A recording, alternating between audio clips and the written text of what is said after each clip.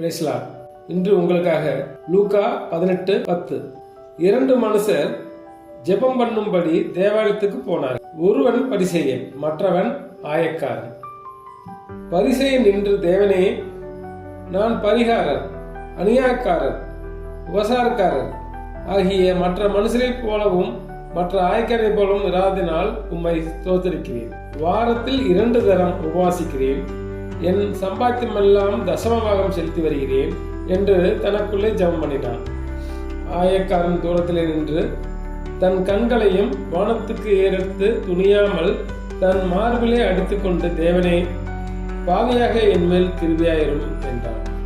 அவன் அல்ல, இவனே நீதிமானாக்கப்பட்டவனாய் தன் வீட்டுக்கு திரும்பி போனான் என்று உங்களுக்கு சொல்கிறேன்.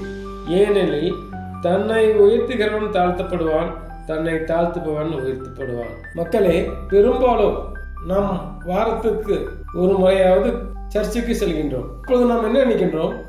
தசமபாகம் கொடுக்கின்றோம், உண்மையாக இருக்கின்றோம் என்று நாம் உள்ளத்தில் நினைக்கின்றோம். ஆனால் வெளிவேஷம் நாம் யாருக்கும் உதவி செய்வதில்லை. மனிதர்களை, மற்றவர்களை ஏளனம் பண்ணுகின்றோம். ஆகவே இனிமேல் நாம் எல்லோரும் பாவி.